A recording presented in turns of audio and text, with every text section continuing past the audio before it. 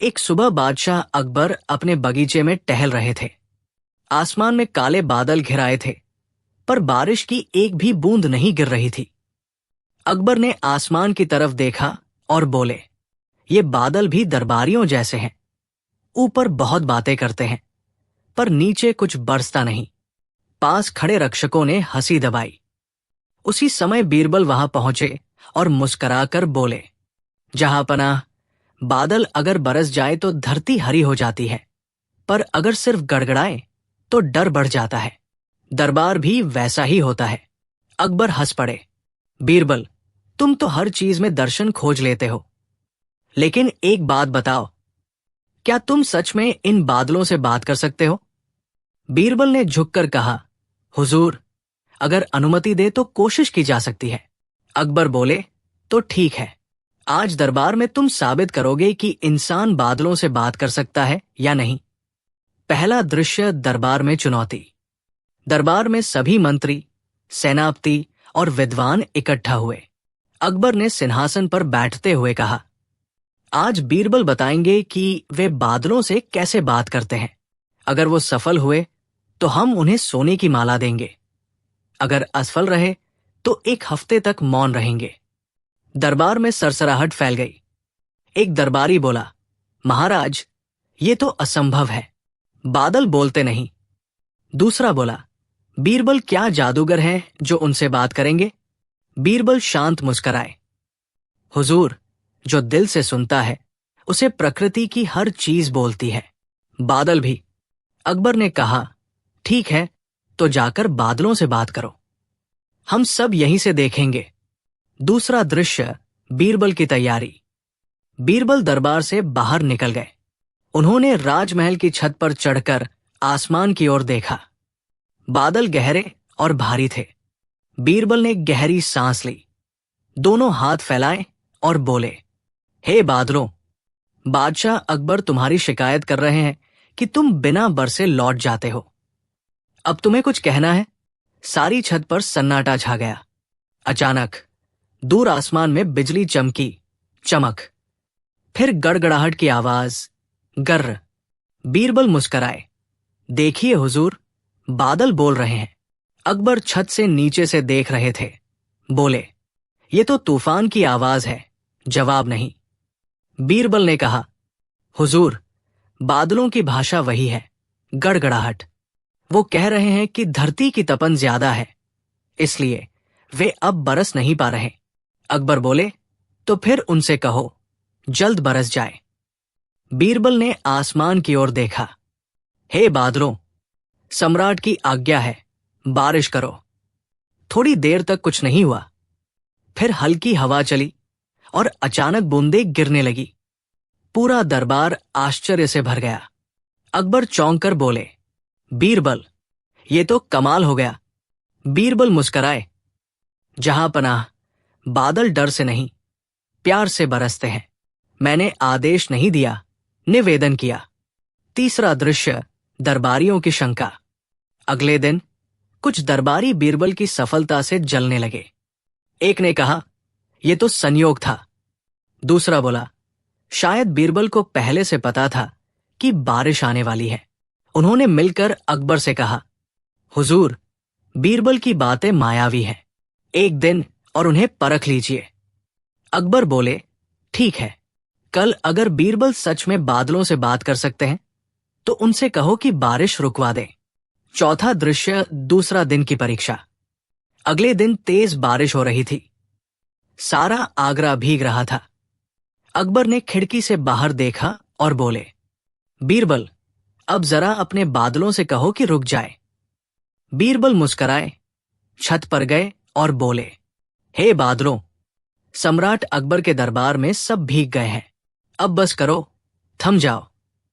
फिर उन्होंने दरबार की ओर देखा और कहा, हुजूर, थोड़ी देर दीजिए, बादल विचार कर रहे हैं। कुछ ही देर में बारिश की रफ्तार धीमी हो गई। थोड़ी देर बाद रुक भी गई। दरबार में सब हक्का बक्का रह गए। अकबर बोले, ये कैसे संभव है? बीरबल बोले, हुजूर, जब मनुष्य अपने भीतर शांति लाता है तो प्रकृति भी थम जाती है। मैंने बादलों से नहीं, अपने मन से कहा था कि अब शांति चाहिए। बादल उसी मन के दर्पण है। 5वां दृश्य, अकबर की परीक्षा। अब अकबर की जिज्ञासा बढ़ गई। उन्होंने कहा, बीरबल, अगर तुम सच में प्रकृति की भाषा समझते हो तो बताओ, ये बादल क्या सोचते हैं जब हम उनसे बारिश मांगते हैं? बीरबल बोले, हुजूर, बादल इंसानों से नहीं डरते। वे कहते हैं, हम सबके लिए हैं, खेतों के लिए, पेड़ों के लिए, नदियों के लिए। पर जब कोई सिर्फ अपने महल के आंगन में बरसात मांगता है तो वो चुप रह जाते हैं। अकबर ने सिर हिलाया। यानी हमें भी दूसरों के लिए मांगना चाहिए, सिर्फ अपने लिए नहीं? बीरबल मुस्कराए। बिल्कुल हुजूर, जब राजा पूरे राज्य के सुख के लिए मांगता है तो आकाश खुद झुक जाता है। 6ठा दृश्य, तीसरी परीक्षा। कुछ दिनों बाद आगरा में सूखा पड़ गया। लोग परेशान थे, कुएं सूख गए थे। अकबर ने कहा, बीरबल, अब तुम्हारे बादल कहाँ हैं? उनसे कहो बरस जाए। बीरबल ने गांव वालों को बुलाया और कहा, सब लोग अपने घरों के बाहर मिट्टी पर पानी की एक छोटी कटोरी रखो और दिल से इच्छा करो कि बारिश आए। सिर्फ अपने खेत के लिए नहीं, पूरे गांव के लिए। सभी ने वैसा किया। फिर बीरबल छत पर गए और बोले, हे बादलों, अब इंसानों ने स्वार्थ छोड़ दिया है, अब आओ। शाम तक आसमान में काले बादल घिराए और तेज बारिश शुरू हो गई। सारे गांव में खुशी की लहर दौड़ गई। 7वां दृश्य, दरबार की सीख। अगले दिन अकबर ने दरबार में ऐलान किया, आज से बीरबल को मेघवाणी पंडित की उपाधि दी जाती है। दरबार हंसी और तालियों से गूंज उठा। अकबर बोले, बीरबल, अब बताओ, तुमने ये सब कैसे किया?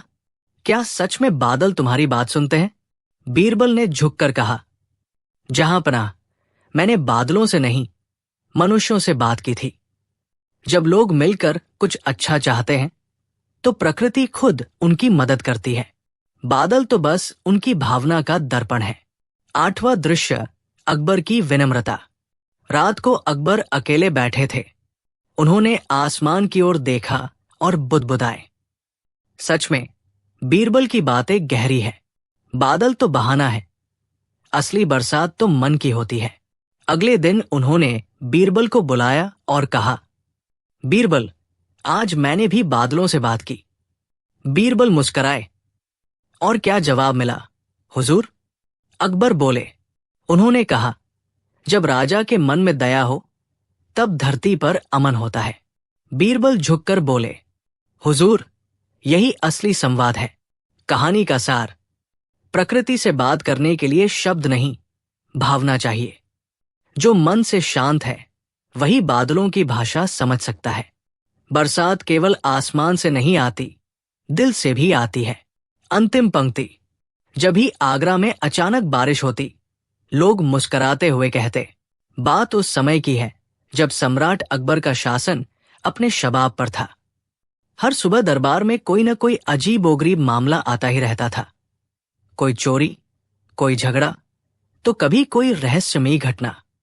लेकिन उस दिन जो मामला आया उसने पूरे महल में हलचल मचा दी। सुबह का दरबार। दरबार के चौक में अकबर अपनी सिंहासन पर बैठे थे। चारों ओर दरबारी पंक्तिबद्ध बैठे थे।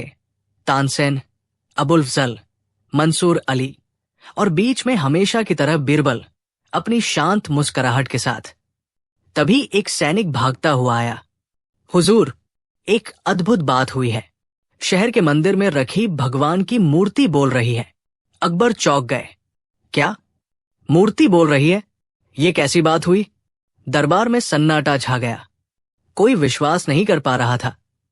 मंसूर अली बोले, जहांपनाह, शायद कोई धोखा हो। लेकिन सैनिक बोला, नहीं हुजूर, मैंने खुद सुना है। सुबह जब पुजारी पूजा करने गया तो मूर्ति ने कहा, मुझे सोना दो, नहीं तो विपत्ति आएगी। अब दरबार में हलचल मच गई। अकबर की उलझन। अकबर ने भौहें सिकोड़ कर कहा, अगर ये सच है तो ये एक चमत्कार है, लेकिन अगर धोखा है तो किसी की साजिश। फिर उन्होंने कहा, बीरबल, तुम्हें इस रहस्य का पता लगाना है। कल तक मुझे जवाब चाहिए। क्या मूर्ति सच में बोल रही है या कोई चाल? बीरबल मुस्कराए।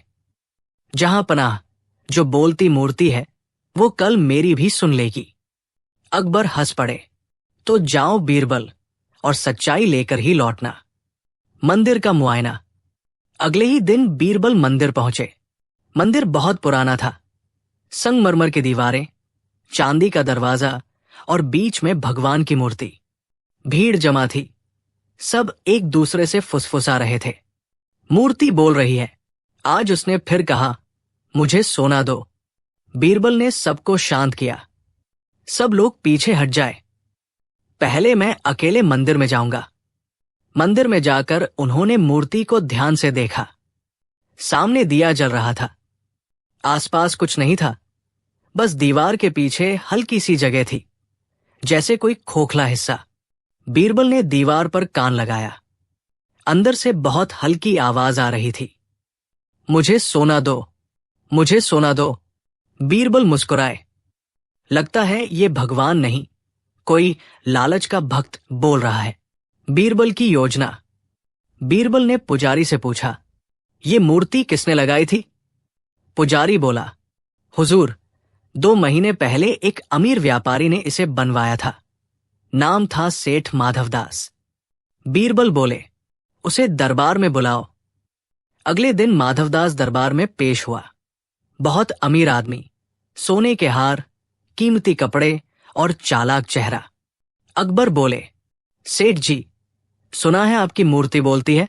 सेठ बोला, जी हुजूर, ईश्वर का चमत्कार है। बीरबल मुस्कुराए। अगर ये चमत्कार है तो कल दरबार में वो मूर्ति भी आनी चाहिए। हम सब उसकी बात सुनेंगे। सेठ थोड़ा घबरा गया। हुजूर, वो मंदिर की शोभा है, उसे लाना उचित नहीं। बीरबल ने बीच में कहा, अगर सच है तो डर कैसा? अकबर ने आदेश दिया, मूर्ति कल दरबार में लाई जाएगी। दरबार में मूर्ति। अगले दिन मूर्ति लाई गई। सुंदर, चमकदार और बेशकीमती। 4 सैनिकों ने उसे उठाकर रखा। सभी दरबारी उत्सुक थे। अकबर बोले, अब बोलो ओ मूर्ति, तुमने मंदिर में क्या कहा था? कुछ क्षण सन्नाटा छाया रहा। तभी बीरबल ने कहा, जहां पनाह, शायद मूर्ति शर्माती है। चलिए हम सभी दियों को बुझा दें और पर्दा डाल दें। अकबर बोले, ठीक है। सब अंधेरा हुआ। अब बीरबल धीरे से मूर्ति के पास गए और जोर से बोले, ओ मूर्ति, अगर तू सचमुच बोलती है तो अभी बोल। और तभी दीवार के पीछे से एक हल्की आवाज आई, मुझे सोना दो। बीरबल झट से बोले, और अगर सोना न मिले तो? वो आवाज बोली, तो मंदिर में विपत्ति आएगी। अब बीरबल ने चिल्लाकर कहा, जहां पनाह, मूर्ति सच में बोल रही है, लेकिन इंसानी आवाज में। अकबर बोले, क्या मतलब? बीरबल ने कहा, अब उजाला करिए। रहस्य का खुलासा। जैसे ही रोशनी हुई, बीरबल ने मूर्ति के पीछे की दीवार का हिस्सा खुरचकर खोला। वहां एक छोटा सुराख था, जिसके अंदर एक बांस की नली लगी थी, जो मंदिर के पिछवाड़े तक जाती थी। और वहां वही सेठ माधवदास छिपा मिला। उसके हाथ में एक लकड़ी की नली थी, जिससे वो मूर्ति के अंदर बोलता था। अकबर ने कड़क आवाज में कहा, तो ये है तुम्हारा भगवान का चमत्कार। सेठ कांपने लगा। हुजूर, माफ कर दीजिए, मैंने ये चाल इसलिए चली ताकि लोग डरकर दान दें और मुझे सोना मिले। अकबर बोले, अगर बीरबल न होते तो तुम्हारा पाप सच में धर्म बन जाता। बीरबल का फैसला। अकबर बोले, अब इसका क्या किया जाए बीरबल? बीरबल बोले, जहां पनाह, इसे वही सजा दी जाए जो इसके भगवान ने मांगी थी, सोना। अकबर ने आश्चर्य से पूछा, क्या मतलब? बीरबल हंसते हुए बोले, हुजूर, इसे सोने से मढ़ी हुई जंजीरें पहनाइए, ताकि याद रहे कि लालच का सोना हमेशा बांधता है, मुक्त नहीं करता। पूरा दरबार ठहाकों से गूंज उठा। सेठ को दंड मिला, उसे जेल भेज दिया गया और मंदिर की मूर्ति को दोबारा शुद्ध करवा कर रखा गया। बीरबल की सीख। अकबर बोले, बीरबल, तुम्हारी बुद्धि का कोई जवाब नहीं, तुमने तो बोलती मूर्ति की जुबान ही बंद कर दी।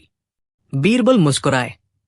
जहां पनाह, सच की आवाज हमेशा शांत होती है, झूठ ही शोर मचाता है। अकबर ने कहा, सच में आज भी दरबार की सबसे कीमती चीज तुम्हारी बुद्धि है। कहानी का सार। इस घटना के बाद अकबर ने एक फरमान जारी किया, कोई भी व्यक्ति अगर चमत्कार या डर दिखाकर लोगों को धोखा देगा, उसे कठोर सजा दी जाएगी। और बीरबल, वो हर रोज उस मंदिर के पास जाते, मुस्कराते हुए कहते, अब तू क्यों नहीं बोलती मूर्ति? लगता है तेरा पुजारी जेल चला गया। लोग हंस पड़ते और बीरबल की समझदारी की चर्चा पूरे राज्य में होने लगी। सीख, लालच इंसान को मूर्ति बना देता है और बुद्धि उसे इंसान बनाती है। सच को उजागर करने के लिए आवाज की नहीं, समझ की जरूरत होती है। दरबार में उठे सवाल। फतेहपुर सीकरी का वो दिन कुछ अलग ही था। सुबह का सूरज महल की सुनहरी दीवारों पर चमक बिखेर रहा था। राजमहल के बाग में मोर नाच रहे थे और हवा में गुलाब की महक घुली थी। लेकिन अकबर के चेहरे पर आज शांति नहीं थी। वो कुछ सोच में डूबे थे।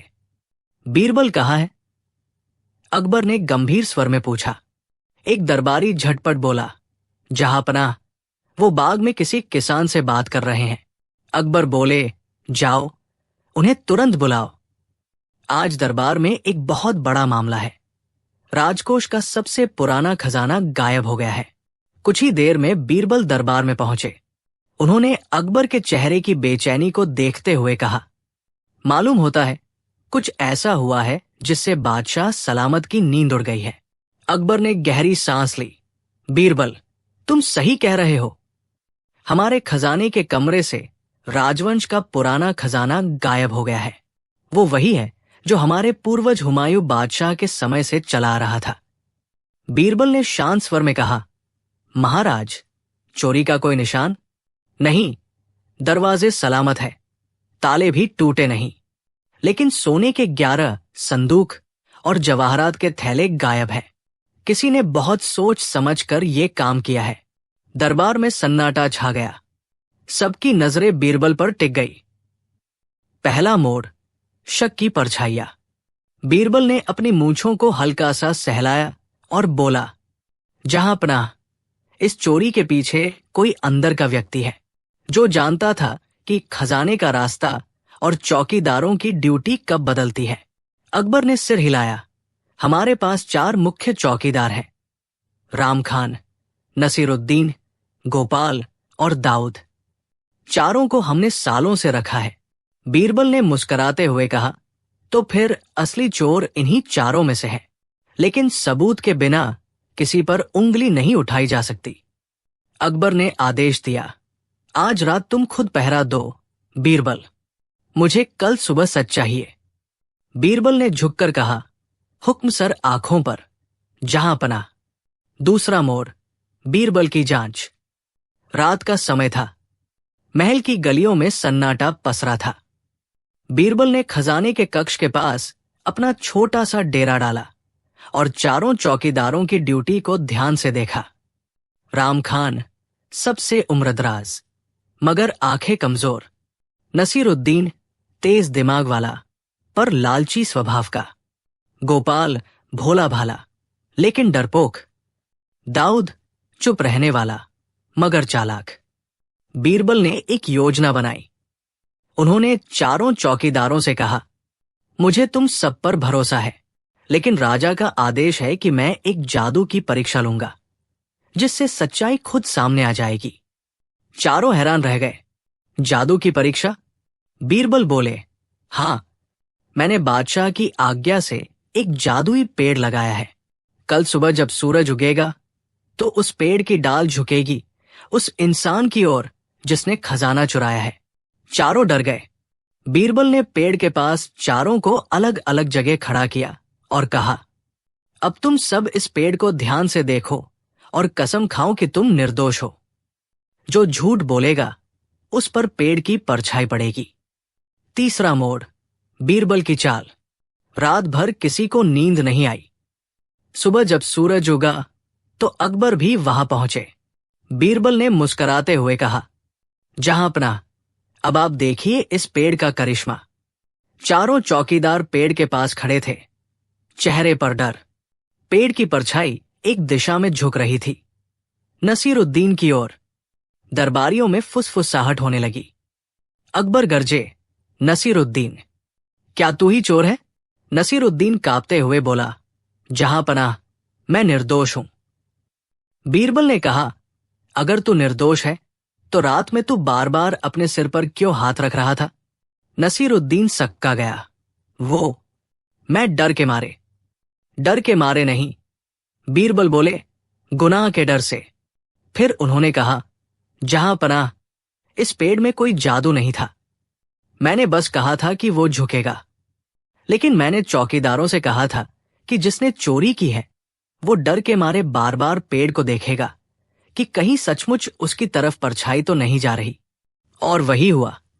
अकबर ने हंसते हुए कहा, कमाल है बीरबल, तुमने डर को ही सच बोलवा दिया। लेकिन बीरबल यहीं नहीं रुके। उन्होंने कहा, जहांपनाह, मुझे यकीन है कि नसीरुद्दीन अकेला नहीं था। किसी और की मदद से खजाना गायब हुआ है। चौथा मोड़, गुप्त सुराग। बीरबल ने नसीरुद्दीन से सख्ती से पूछताछ की। पहले तो वह चुप रहा, पर बीरबल ने उसकी जेब से एक छोटा सोने का सिक्का निकाला जिस पर राजमुद्रा बनी थी। बीरबल बोले, ये वही सिक्का है जो सिर्फ खजाने के बक्सों में था। अब बताओ, बाकी कहाँ है? नसीरुद्दीन रो पड़ा, हुजूर, मुझे लालच ने अंधा कर दिया, लेकिन असली दिमाग किसी और का था। अकबर ने पूछा, किसका? महल के राजकोष अधिकारी का, सेठ हरिदास का। उसने कहा था कि अगर मैं उसकी मदद करूं तो मुझे एक हिस्सा देगा। अकबर का चेहरा गुस्से से लाल हो गया। हरिदास, जिसे हमने सालों से अपने राज खजाने का जिम्मा सौंपा था। बीरबल ने शांत स्वर में कहा, जहांपनाह, मुझे उस पर हाथ डालने से पहले एक और योजना बनानी होगी, क्योंकि अगर वो सच में मास्टरमाइंड है तो सबूत मिटा देगा। पांचवा मोड़, बीरबल की चतुर योजना। अगली सुबह बीरबल ने दरबार में ऐलान कराया, नसीरुद्दीन ने सारे जवाहरात शहर के पुराने कुएं में छिपा दिए हैं। जो कोई भी उस कुएं से खजाना निकाल लाएगा उसे बादशाह का इनाम मिलेगा। ये बात सेठ हरिदास तक भी पहुंची। वो रात को चुपके से उस कुएं पर गया ताकि सबूत मिटा सके। परंतु अंधेरे में अचानक एक आवाज आई, इतनी रात गए कहाँ चले सेठ जी? हरिदास ने चौंक कर देखा। बीरबल हाथ में मशाल लिए खड़े थे। बीरबल जी, मैं तो बस घूमने आया था। बीरबल हंस पड़े। कुएं पर घूमने? उन्होंने मशाल नीचे की और कुएं के अंदर चमकते जवाहरात दिखे। जहांपनाह का खजाना छुपाने की जगह यही थी ना? हरिदास हक्का बक्का रह गया। मैं तो बस अब कुछ कहने की जरूरत नहीं। बीरबल ने कहा, सच बोलने का वक्त बीत गया। छठा मोड़, दरबार में न्याय। अगले दिन अकबर ने पूरी दरबार सभा बुलाई। भीड़ में सन्नाटा था। बीरबल ने दोनों अपराधियों को सामने लाकर कहा, जहांपनाह, ये रहे वो दो लोग जिन्होंने लालच में आकर आपकी ईमानदारी को कलंकित किया। नसीरुद्दीन ने काम किया, पर दिमाग हरिदास का था। अकबर ने गुस्से में कहा, ऐसे विश्वासघातियों की जगह सिर्फ जेल है। बीरबल बोले, जहांपनाह, इन्हें दंड जरूर दीजिए, पर बाकी चौकीदारों की ईमानदारी के लिए भी इनाम दीजिए, ताकि आने वाली पीढ़ी सीख ले कि सच्चाई देर से सही पर जीतती जरूर है। अकबर ने सहमति में सिर हिलाया और कहा, बीरबल, तुम्हारी बुद्धि से न केवल खजाना वापस मिला, बल्कि दरबार का विश्वास भी लौटा। तुम्हारा नाम आज से सच्चाई का रखवाला रहेगा। समापन, एक सीख भरी मुस्कान। बाद में अकबर ने बीरबल से कहा, बीरबल, तुमने कैसे समझ लिया कि असली चोर हरिदास ही है? बीरबल मुस्कराए, जहांपनाह, जब मैंने दरबार में चोरी की बात की तब सब चिंतित थे, लेकिन सिर्फ हरिदास मुस्करा रहा था। वो जानता था कि ताले टूटे नहीं, क्योंकि उसने ही चाबी का नकली सांचा बनाया था। अकबर हंस पड़े। तुम तो इंसान नहीं, खुद चलते फिरते दरबार हो। बीरबल बीरबल ने हाथ जोड़कर कहा, जहांपनाह, दरबार तो आपका है, मैं तो बस आपकी आंखें हूं जो सच को पहचान लेती है। दरबार हंसी से गूंज उठा। सूरज की किरणें खजाने के संदूकों पर फिर से चमकने लगी, जैसे ईमानदारी की जीत ने पूरे राज्य को नया उजाला दे दिया हो। सीख, लालच आंखों को अंधा कर देता है। फतेहपुर सीकरी का राज दरबार उस सुबह असामान्य रूप से शांत था। आमतौर पर जहां अकबर के दरबार में हंसी, चर्चा और बीरबल के हाजिर जवाबी जवाब गूंजते थे, वहां आज एक अजीब सन्नाटा पसरा था। अकबर के चेहरे पर बेचैनी थी। वे अपने सिंहासन पर बैठे थे, लेकिन आंखों में चिंता की लकीरें साफ झलक रही थी। उन्होंने दरबारी को आदेश दिया, बीरबल को बुलाओ, आज मुझे उससे बात करनी है। दरबारी ने सिर झुकाया और चला गया। कुछ ही देर में बीरबल अंदर आए, हमेशा की तरह मुस्कुराते हुए, संयमित चाल से। जहांपनाह, आज आपका चेहरा कुछ कह रहा है। क्या राज्य में कोई नई पहेली खड़ी हो गई है? अकबर ने गहरी सांस ली। हाँ बीरबल, इस बार मामला किसी चोर, ठग या व्यापारी का नहीं, बल्कि तुम्हारा है। बीरबल चौंके। मेरा? अकबर बोले, हां, पूरा दरबार कह रहा है कि तुम्हारी बुद्धि अब पहले जैसी नहीं रही। कल तुम्हारे फैसले में गलती निकली, आज तुम्हारा जवाब कमजोर था। क्या सच में तुम्हारी बुद्धि कहीं खो गई है? बीरबल मुस्कुराए। जहांपनाह, अगर बुद्धि खो गई होती तो ये जवाब देने की हिम्मत कहां से आती? अकबर बोले, तो फिर ये भ्रम क्यों है कि बीरबल की चालाकी गुम हो गई? बीरबल ने हंसते हुए कहा, कभी कभी बादल सूरज को ढक देते हैं। इसका मतलब ये नहीं कि सूरज चला गया, बस उसकी रोशनी थोड़ी देर के लिए छिप जाती है। अकबर बोले, ठीक है बीरबल, तो फिर खुद ही साबित करो कि तुम्हारी बुद्धि चोरी नहीं हुई है। बीरबल झुके, हुक्म सर आंखों पर। जहांपनाह, लेकिन इस बार मैं खुद खोजूंगा कि किसने ये बुद्धि चोरी की अफवाह फैलाई है। पहला मोड़, अफवाह का बीज। अगले दिन बीरबल ने दरबार में सबको बुलाया। मित्रों, उन्होंने कहा, मैंने सुना है कि मेरी बुद्धि चोरी हो गई है, तो मैंने ये निश्चय किया है कि मैं उसे खोजने निकला हूं। जो भी व्यक्ति मेरी बुद्धि के बारे में कुछ जानता है, वो दरबार में आकर बताए। दरबारी एक दूसरे की ओर देखने लगे। राजकोष अधिकारी हरिदास ने कहा, बीरबल जी, आपने कल बाजार विवाद में जो फैसला सुनाया था वो उल्टा पड़ गया। तभी तो सब कहते हैं कि आपकी चतुराई अब पहले जैसी नहीं रही। बीरबल मुस्कराए, अच्छा, तो एक गलती से पूरी बुद्धि चोरी हो गई? तभी सेनापति फतेह खां बोले, बीरबल जी, सुना है कि आपने एक किसान की बात पर भरोसा कर लिया और वो किसान झूठा निकला, तो लोगों को लगा कि आपकी सूझबूझ चली गई है। बीरबल ने सिर हिलाया, मतलब लोगों ने अफवाह बनाई और अफवाह ने मेरी बुद्धि चुरा ली। उन्होंने कहा, अब मैं उस चोर को ढूंढूंगा जिसने ये बात फैलाई, और जब उसे पकड़ लूंगा तो पूरी दुनिया देखेगी कि बीरबल की बुद्धि अब भी उसी जगह है। दूसरा मोड़, चालाक अफवाहबाज। बीरबल ने दरबार के सेवकों, पहरेदारों और नौकरों से पूछताछ शुरू की। सबने एक ही नाम लिया, माखनलाल पंडित। वह दरबार का एक पुराना ज्योतिषी था जो अपने अजीबोगरीब भविष्यवाणियों के लिए मशहूर था। कहा जाता था कि वो लोगों को भ्रमित कर अपने लिए फायदा निकालता है। बीरबल ने उसे बुलवाया। पंडित बोला, मालिक, मैंने तो बस सच कहा।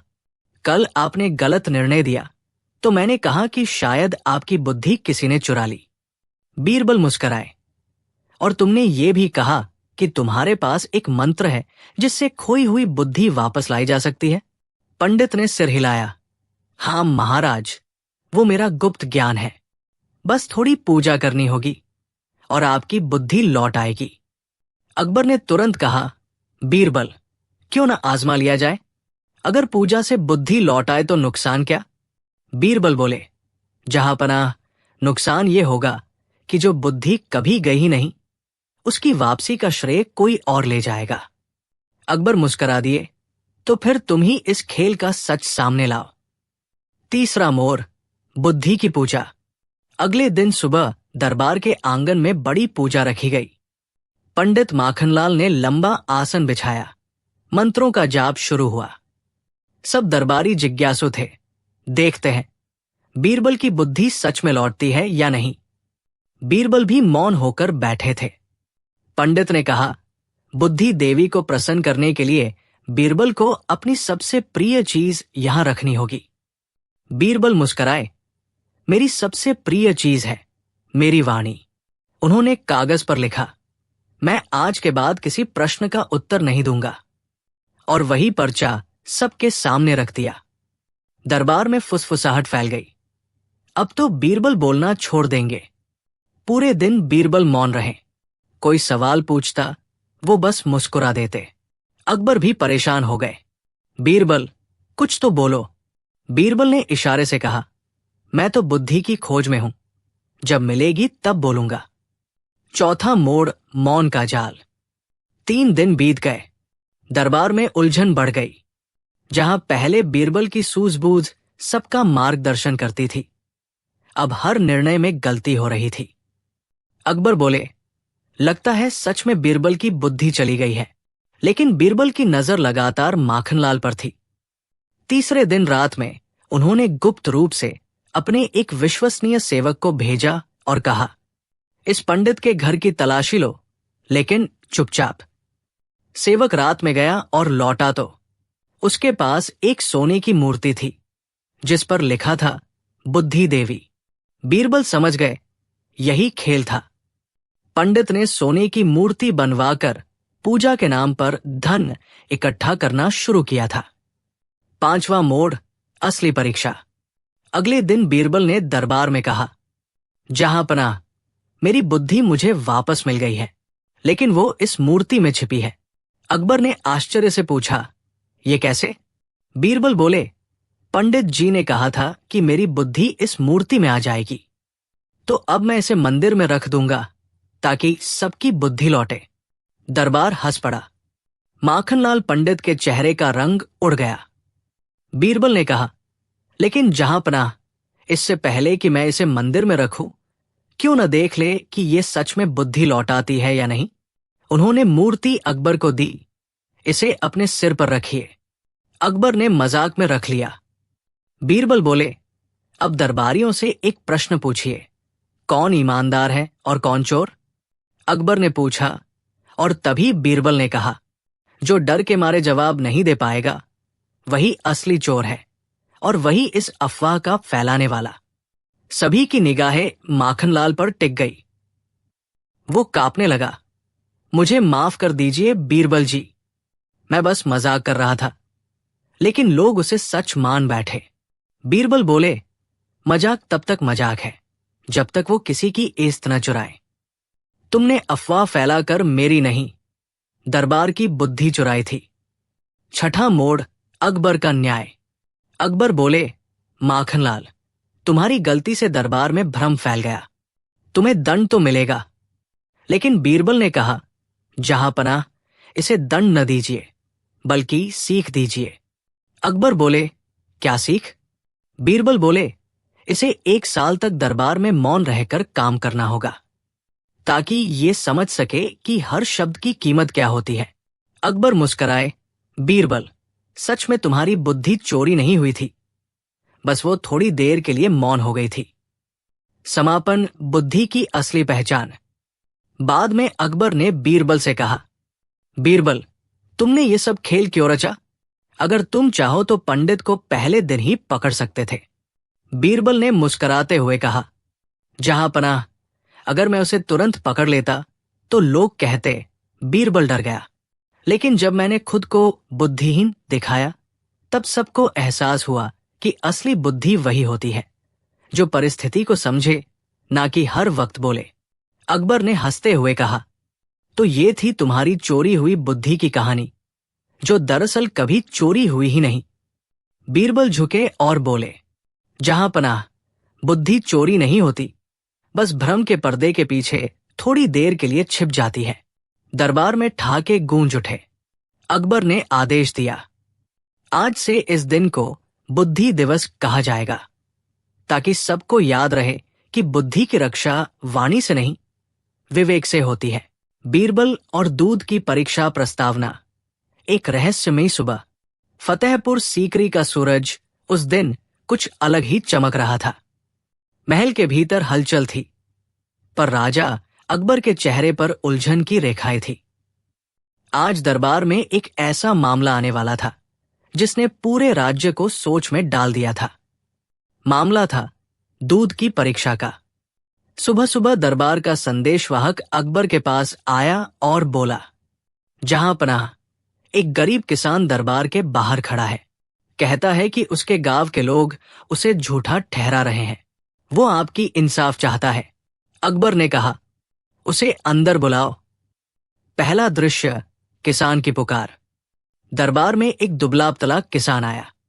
चेहरे पर थकान और आंखों में सच्चाई झलक रही थी। उसने झुककर कहा, जहां पनाह, मैं गांव सुल्तानपुर का किसान गोपाल हूं। मेरे गांव वाले कहते हैं कि मैंने उनका दूध मिलावट किया है, जबकि मैं तो उसे गाय के समान पवित्र मानता हूं। अकबर बोले, और वो लोग क्या कहते हैं? किसान ने कांपती आवाज में कहा, जहां पनाह, उन्होंने कहा कि मैं जो दूध बेचता हूं उसमें पानी मिलाता हूं। मैंने कसम खाई कि मेरा दूध शुद्ध है, लेकिन वो मानने को तैयार नहीं। अब मैंने सुना कि बीरबल हर झूठ को सच के तौल पर परख सकते हैं, इसलिए आपके दरबार में आया हूं। अकबर ने दरबारियों की ओर देखा। तो बीरबल, अब तुम्हारे पास ये मामला है। क्या तुम दूध की सच्चाई साबित कर सकते हो? बीरबल मुस्कराए, जहां पनाह, दूध की सच्चाई उसी में छिपी है, बस उसे बोलने का मौका दीजिए। दूसरा दृश्य, दरबार में विवाद। अकबर ने आदेश दिया कि किसान गोपाल और गांव के 4 अन्य लोग जो उस पर आरोप लगा रहे थे, सब दरबार में बुलाए जाए। थोड़ी ही देर में 4 गांव वाले आए। हर चेहरे पर गुस्सा और तिरस्कार झलक रहा था। उन्होंने कहा, जहां पनाह, ये गोपाल झूठा है। ये दूध में पानी मिलाकर हमें बेचता है। हमने कई बार कहा, पर ये माने नहीं। बीरबल ने शांत स्वर में कहा, क्या तुम सबने कभी उसके दूध को परखा? गांव वाले बोले, नहीं, लेकिन उसका दूध हल्का लगता है, सफेद नहीं।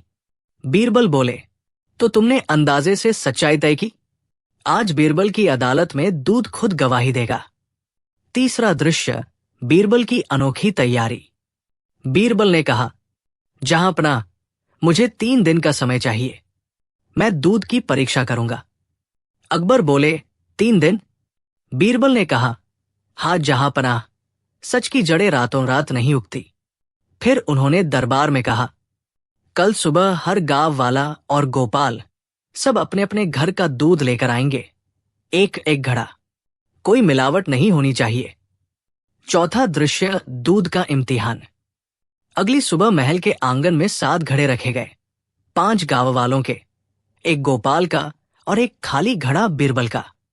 बीरबल ने कहा, अब हम सब ये दूध शाही तालाब में डालेंगे, लेकिन ध्यान रहे कोई किसी के घड़े में कुछ न मिलाए। सबने वैसा ही किया। गोपाल ने अपना दूध अंत में डाला। वो साफ और गाढ़ा था।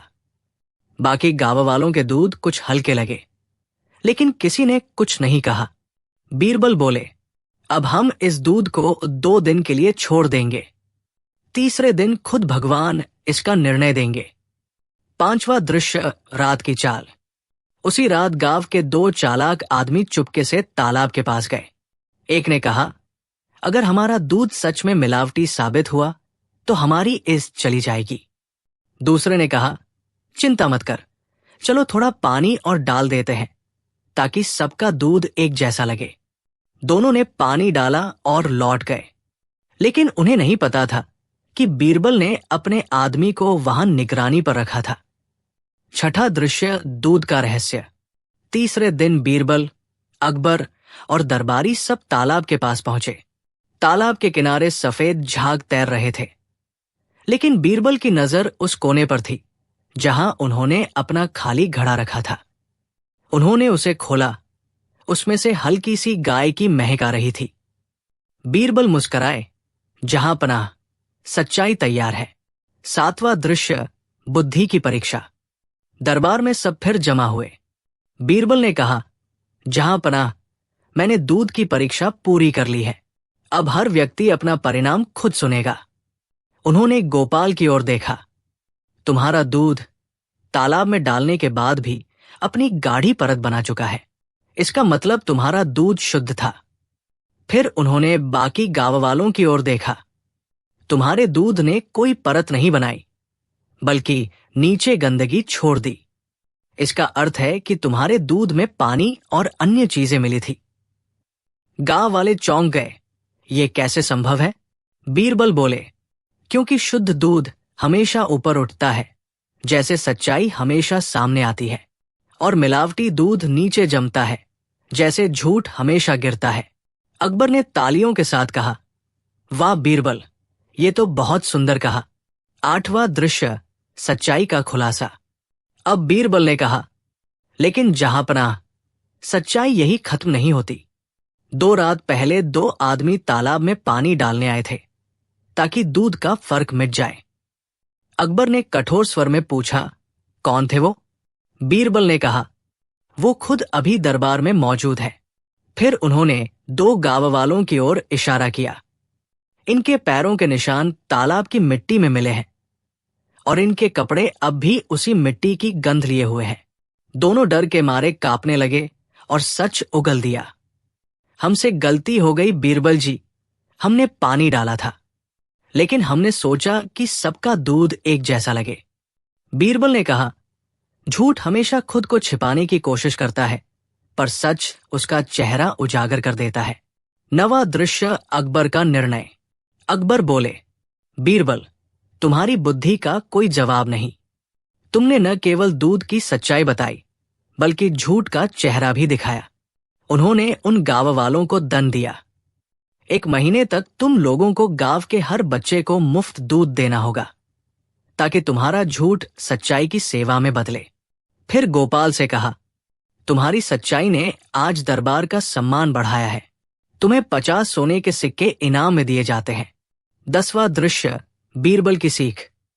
बीरबल ने मुस्कुराते हुए कहा, जहांपनाह, दूध की परीक्षा ने हमें यह सिखाया है कि मिलावट सिर्फ चीजों में नहीं, नियत में भी होती है। जिस दिन नियत शुद्ध हो, सारा जग दूध सा पवित्र बन जाता है। अकबर ने कहा, बीरबल, आज तुमने सिर्फ दूध नहीं परखा, बल्कि इंसान का चरित्र भी नापा। बीरबल झुके। जहांपनाह, सच वही होता है जो उबाल में भी अपना रंग न खोए। उपसंहार, सच्चाई का स्वाद। उस दिन से राज्य में एक नया नियम बना। जो दूध बेचेगा, उसे अपने नाम से नहीं, अपने कर्म से शुद्ध साबित करना होगा। गांव सुल्तानपुर का नाम पूरे साम्राज्य में फैल गया। वहां का दूध वहां की नियत की तरह शुद्ध है। और बीरबल, वो रोज सुबह महल की छत पर जाकर कहते, देखो जहांपनाह, जब बादल बरसते हैं तो पानी दूध में घुल जाता है, पर सच्चाई कभी नहीं। अकबर हंसते हुए जवाब देते, सच में बीरबल, तुम्हारी बातों का स्वाद भी शुद्ध दूध जैसा है। जितना उबालो, उतना ही गाढ़ा हो जाता है। सीख, सच का रंग दूध की तरह सफेद नहीं होता, लेकिन जब उसे परखा जाए तो उसकी गहराई खुद बोलती है, मिलावट चाहे शब्दों में हो। एक रात अकबर बादशाह अपने शाही बिस्तर पर गहरी नींद में थे। रेशमी चादरें, महकते गुलाब और धीमी जलती मशालों की रोशनी महल के शयन कक्ष को और भव्य बना रही थी। लेकिन तभी उनकी नींद के संसार में एक विचित्र सपना आया। उन्होंने देखा कि वो अकेले एक विशाल सुनसान रेगिस्तान में खड़े हैं। उनके आसपास कोई सैनिक नहीं, कोई दरबारी नहीं, यहां तक कि बीरबल भी नहीं। आसमान पर काले बादल छाए हुए थे और बीच में एक सुनहरा सिंहासन चमक रहा था। अकबर उस सिंहासन की ओर बढ़े, लेकिन जैसे ही उन्होंने हाथ बढ़ाया, सिंहासन धुंध बनकर गायब हो गया। इसके बाद उन्होंने देखा कि एक काली परछाई उनके सामने खड़ी है। वो परछाई कहती है, हे बादशाह, जो तुम खोज रहे हो वो तुम्हारे भीतर खो गया है। जब तक तुम उसे पहचान नहीं लेते, तुम्हारा राज अधूरा रहेगा। अकबर कुछ बोलने ही वाले थे कि वही परछाई अचानक धुएं में बदलकर उड़ गई और उसी पल अकबर की नींद टूट गई। उनका दिल जोर जोर से धड़क रहा था। उन्होंने अपने माथे का पसीना पोंछा और बड़बड़ाए, ये क्या था? किसने मुझसे कहा कि मेरे भीतर कुछ खो गया है? भाग दो दरबार में हलचल। सुबह होते ही अकबर ने दरबार बुलाया। सभी दरबारी हाजिर थे, सेनापति, खगोल शास्त्री, विद्वान और पंडितगण। अकबर ने गंभीर स्वर में कहा, कल रात मुझे एक अजीब सपना आया है। उसमें एक रहस्यमयी आवाज ने कहा कि मेरे भीतर कुछ खो गया है। बताओ, इसका अर्थ क्या है? पंडितों ने अपने अपने ज्योतिष के ग्रंथ खोल दिए। किसी ने कहा, यह राज्य में किसी बुरे संकेत का प्रतीक है। किसी ने कहा, यह स्वप्न धन के नुकसान का सूचक है। तो कोई बोला, यह आपके दुश्मनों की चाल का संकेत हो सकता है। अकबर के चेहरे पर झुंझलाहट साफ झलक रही थी। इतने सारे उत्तर, पर किसी में सच्चाई नहीं। क्या कोई ऐसा है जो इस स्वप्न का अर्थ सही से बता सके? तभी दरबार के द्वार से बीरबल का प्रवेश हुआ। वो मुस्कुराते हुए बोले, जहां सवाल कठिन हो वहां जवाब देने की अनुमति तो बीरबल को मिलनी चाहिए, हुजूर। दरबार में हल्की हंसी गूंज उठी। अकबर ने राहत की सांस ली। आखिरकार मेरे सवाल का हल शायद अब मिलेगा। बीरबल, मैंने जो सपना देखा उसका क्या मतलब निकालो। भाग 3, बीरबल की सुनहरी व्याख्या। बीरबल ने ध्यान से पूरा सपना सुना और फिर बोले, जहां तक मेरी समझ है, जहां बादशाह अकेले खड़े हैं और सिंहासन गायब हो जाता है, वो शक्ति का नहीं, आत्मज्ञान का प्रतीक है। वो परछाई जो आपसे कहती है कि तुम्हारे भीतर कुछ खो गया है, दरअसल आपकी अंतरात्मा की आवाज थी। अकबर ने भौहें चढ़ाई। अंतरात्मा की आवाज? बीरबल बोले, हाँ जहांपनाह, यह सपना संकेत देता है कि आप हाल ही में अपने निर्णयों में दूसरों की राय पर अधिक निर्भर हो गए हैं। आप स्वयं को भूल रहे हैं। आपकी जो बुद्धि, करुणा और न्याय की भावना थी, वो धुंध में छिप रही है। दरबार में सन्नाटा छा गया। अकबर थोड़ी देर तक सोचते रहे और फिर मुस्कुराए। तो तुम्हारा मतलब है कि मुझे खुद से दोबारा जुड़ना होगा?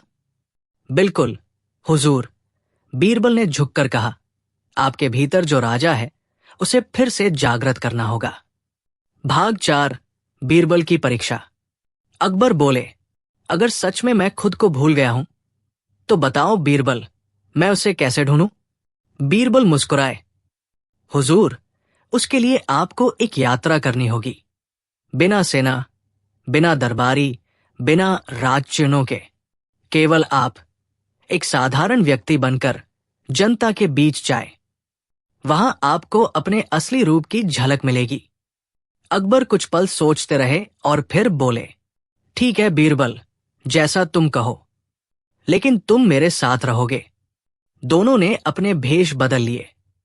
अकबर ने एक साधारण व्यापारी का रूप धारण किया और बीरबल उनके नौकर बने। वे दिल्ली से दूर छोटे छोटे गांवों की ओर निकल पड़े। भाग 5, गांव की सच्चाई। कई दिनों तक चलते हुए दोनों एक गांव पहुंचे जहां लोग गरीबी और अन्याय से परेशान थे। वहां के मुखिया ने अकबर, भेष में, से कहा, सेठ जी, यहाँ के कर वसूलने वाले लोग हम पर अत्याचार करते हैं, हमारा अनाज छीन लेते हैं और कहने पर मारते हैं। अकबर का दिल कांप गया। उन्हें एहसास हुआ कि राजधानी से दूर उनकी प्रजा तक न्याय नहीं पहुंच पा रहा। बीरबल ने धीरे से कहा, हुजूर, अब समझिए, वही खोया हुआ हिस्सा आपके भीतर का न्याय है जो जनता तक पहुंच नहीं पा रहा। अकबर ने सिर झुका लिया। उन्होंने वही निर्णय लिया कि इस अत्याचार को खत्म करेंगे। उन्होंने बिना बताए अपने अधिकारियों की जांच कराई और दोषियों को सजा दी। भाग 6, बादशाह का बदलता दिल। राजधानी लौटने के बाद अकबर ने आदेश दिया, अब हर महीने कोई भी दरबारी नहीं, बल्कि आम जनता स्वयं आकर अपनी शिकायत बताएगी। दरबार का एक दिन जनता दिवस कहलाएगा। बीरबल मुस्कुराए। अब आपके भीतर का खोया हुआ हिस्सा मिल गया हुजूर। अकबर बोले, हाँ बीरबल, तुम्हारे कारण मैंने फिर से खुद को पाया। भाग 7 स्वप्न का रहस्य खुला। कुछ दिनों बाद अकबर ने फिर वही सपना देखा, लेकिन इस बार जब उन्होंने उस सुनहरे सिंहासन की ओर हाथ बढ़ाया, वो धुंधला नहीं हुआ बल्कि चमक उठा। वही परछाई फिर सामने आई और बोली, अब तुमने खुद को पहचान लिया है, हे न्यायप्रिय बादशाह। अकबर मुस्कुराते हुए जाग उठे। उन्होंने तुरंत बीरबल को बुलाया और बोले, बीरबल, मैंने वही सपना फिर देखा, पर अब सिंहासन गायब नहीं हुआ।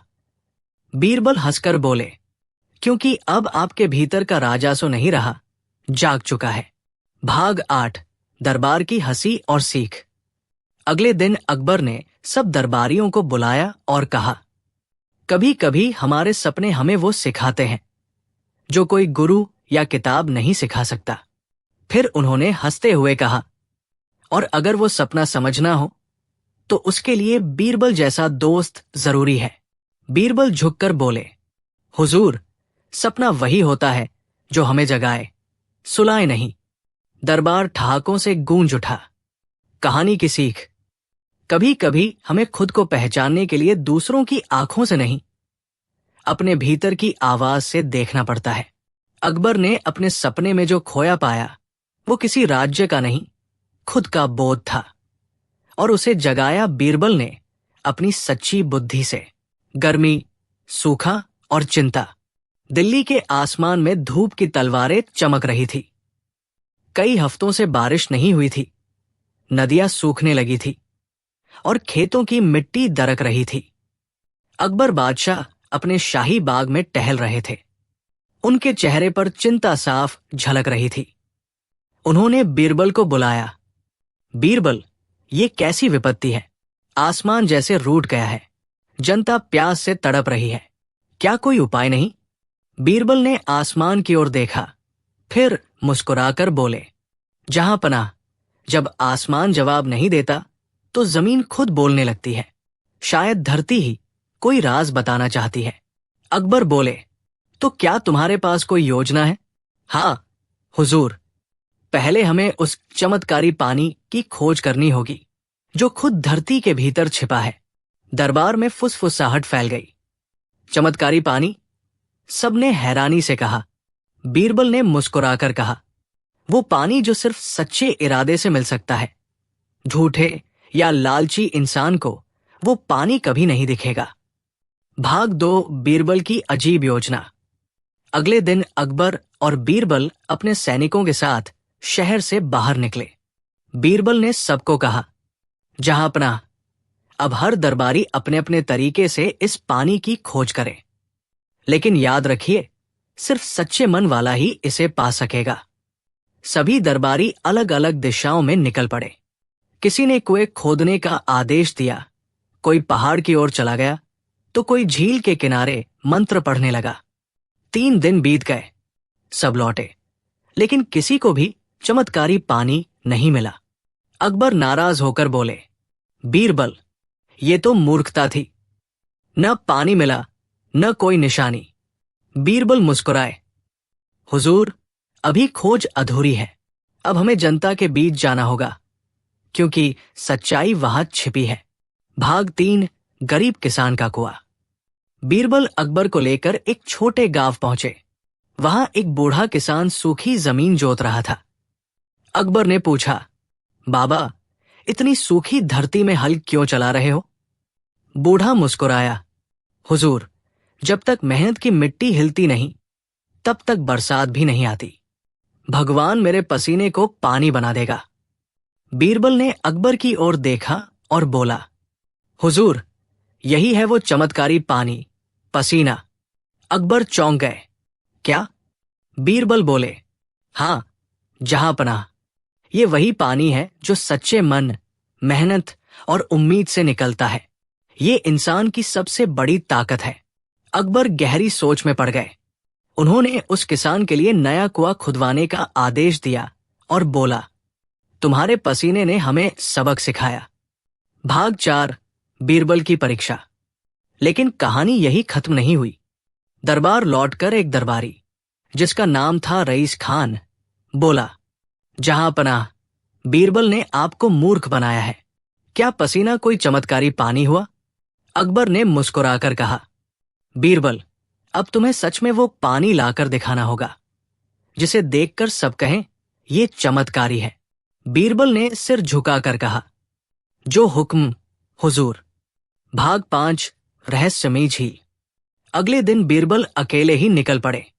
कई दिनों तक वे गांव-गांव घूमते रहे, लोगों की बातें सुनते रहे।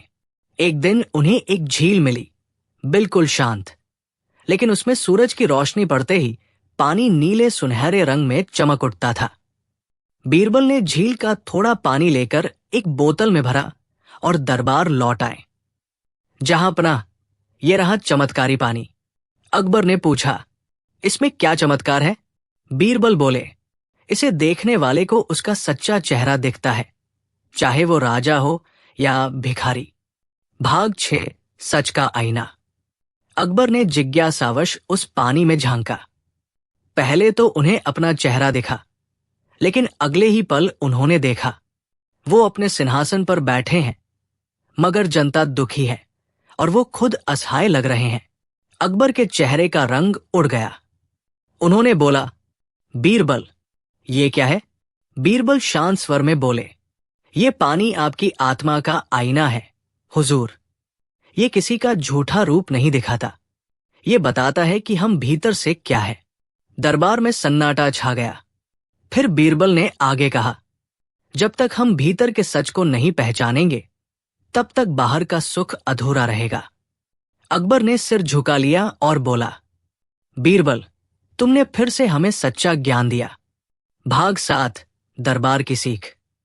अकबर ने आदेश दिया, अब से हर अधिकारी अपने फैसले से पहले इस पानी को देखेगा, ताकि वो याद रखे कि सच छिपाया नहीं जा सकता। बीरबल हंसे और बोले, हुजूर, यही तो चमत्कार है कि सच देखने की ताकत हम सब में है, बस कोई उसे पहचान ले। दरबार में ठहाके गूंज उठे। सबने महसूस किया कि बीरबल की बात में न केवल बुद्धि है, बल्कि गहराई भी। भाग 8 आखिरी मोड़। कुछ दिनों बाद जब फिर बारिश नहीं हुई, तो अकबर ने खुद वही झील का पानी लिया और आसमान की ओर उछाला। जैसे ही पानी की बूंदें हवा में गई, बादल गड़गड़ाने लगे और पहली बारिश शुरू हो गई। जनता ने जय जयकार की।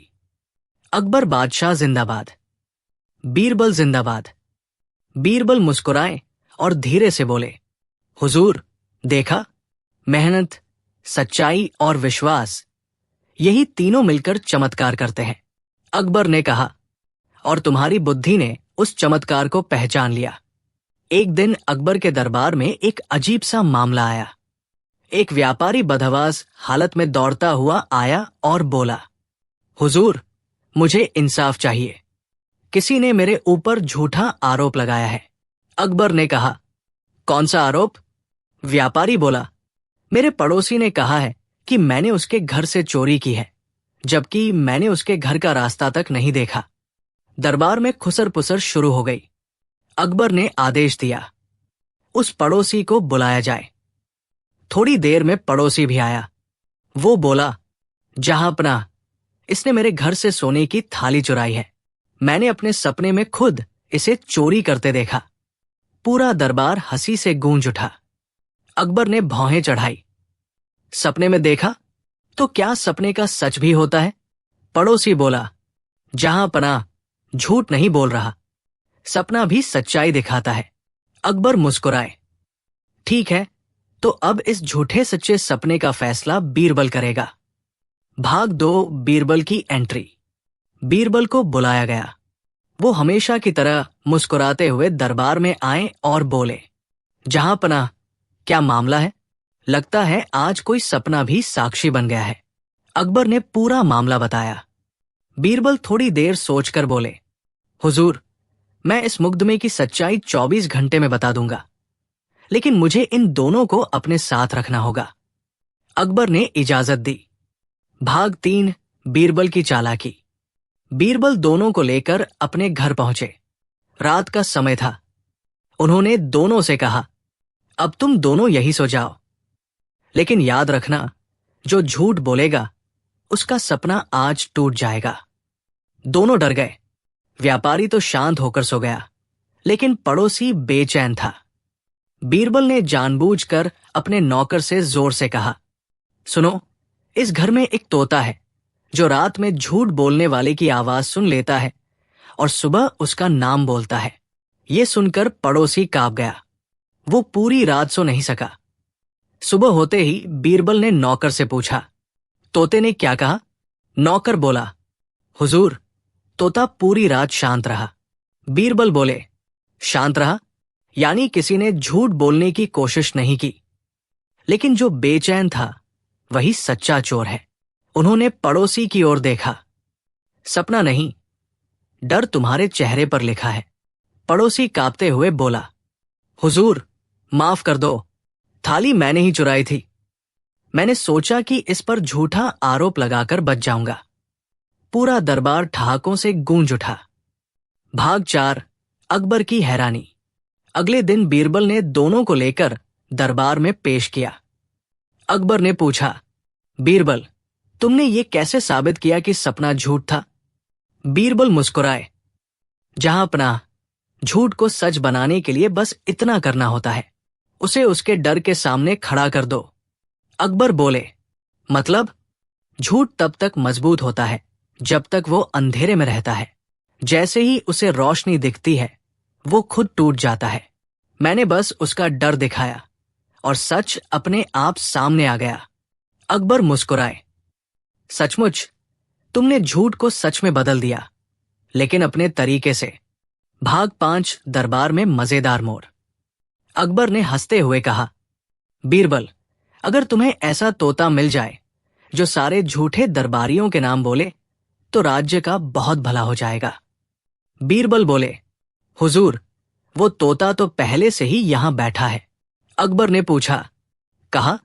बीरबल मुस्कुराए, आपके सिंहासन के नीचे, क्योंकि जहां भी सच्चा न्याय होता है वहां झूठ अपने आप बोल उठता है।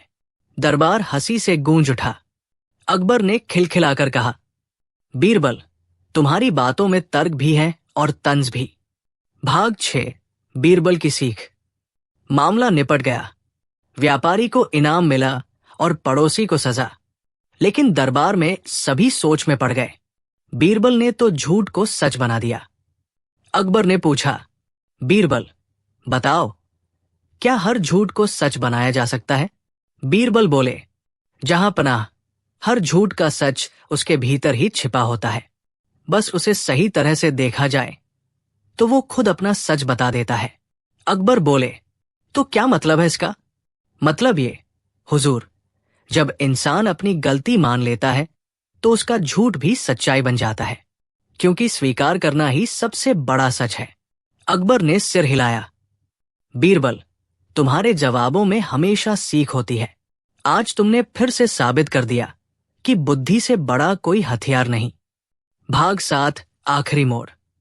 रात को अकबर ने बीरबल को बुलाया और कहा, बीरबल, कभी कभी लगता है कि अगर तुम मेरे साथ न होते तो मैं सिर्फ राजा होता, न्यायप्रिय नहीं। बीरबल मुस्कुराए, जहां पनाह, अगर आप जैसे राजा न होते तो मैं बीरबल कैसे कहलाता? दोनों ठहाका लगाकर हंस पड़े। बाहर बारिश की हल्की बूंदें पड़ने लगी, मानो सच की जीत का जश्न मनाने आसमान भी खुश हो गया हो।